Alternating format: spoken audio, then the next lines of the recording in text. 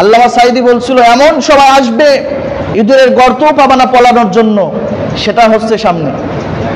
ইঁদুরের গর্ত এখন পাবা না, সব দেশ উগরায় দেবে। জালেমকে কেউ ভালোবাসে না, স্বৈরাচারীকে অত্যাচারীকে কেউ মহব্বত করে না। এত মিডিয়া তার সামনে এতভাবে এত ঘন্টার পর ঘন্টা লাইভ করে কথা বলে জনগণের উদ্দেশ্যে, কিন্তু চলে যাওয়ার সময় মাত্র কয়টা মিনিট কথা বলতে চেয়েছে, বলেছে না সময় নাই, দ্রুত এ দেশ থেকে আপনি ত্যাগ করে নাইতে কিন্তু আপনার খবর আছে।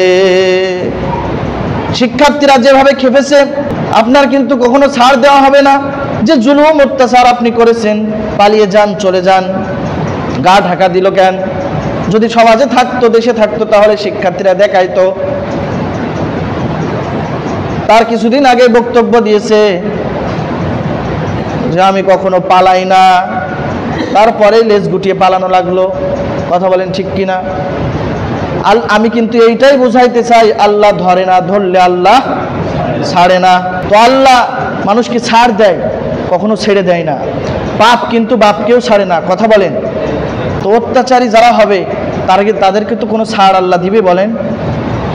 যতদিন পর্যন্ত তার শের না পড়বে এ দুনিয়া থেকে বিদায় সে হবে না। আমি তার কথা বলছি না, যারাই অত্যাচারী করে, যারাই জুলুম করে, মৃত্যুর আগে তার ওইগুলো পাপের সাজা ভোগ করবে, তারপরে সে দুনিয়া থেকে বিদায় নিবে।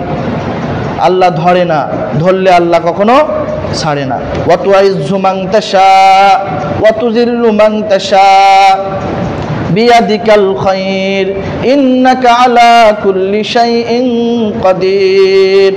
বলেন তো দেখি, চেয়ার দেওয়ার মালিককে?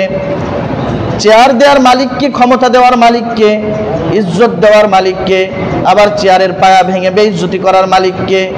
যে আল্লাহ তোমাকে ইজ্জত দিল, সম্মান দিল, সে আল্লাহর গোলামি না করে, তার কোরআন দিয়ে শাসন না করে, জুলুম অত্যাচার করে, নিজের পায়াটা নরম করে আজকে বেইজ্জতির মতন করে ঘুরতে হচ্ছে। কথা বলেন ঠিক না বেঠিক? অত্যাচার করলে ক্ষমতায় থাকা যায় না। আমি সবার উদ্দেশ্যে বলতে চাই, যারাই ক্ষমতায় যাবে কখনো অত্যাচারী করা যাবে না, অত্যাচার করা যাবে না, জুলুম করা যাবে না। ন্যায় করতে হবে, ন্যায় বিচার করতে হবে, ইনসাফ করতে হবে। যদি সেইটা আমার বাবার বিরুদ্ধে চলে যায়, বাবাও যদি অপরাধ করে, সে অপরাধী, তাকে জেলে ঢুকাতে হবে। কথা বলেন ঠিক না বেঠিক? যেমন ওমর রাদিয়াল্লাহু তাআলা আনহুর সন্তান মদ খাইছিল একবার।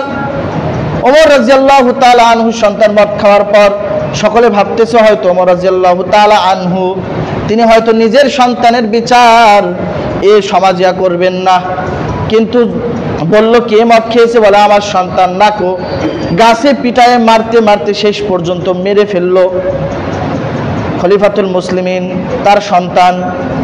সবাই ভাবছিল হয়তো একটা দুইটা বাড়ি দিয়ে থেমে যাবে।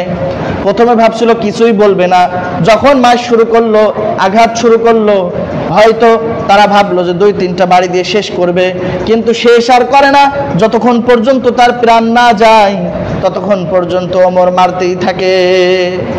আমিরুল মুমিনিনের সন্তান, অর্ধজাহানের খলিফা, অথচ সন্তানের বিচার এইভাবে করেছে। তার থেকে দিন চালানো, রাষ্ট্র চালানো তোমরা শেখো। তোমরা তো ক্ষমতা পাওয়ার পর মাতাল হয়ে যাও, বোঝো না যে পরে কি হবে আমার।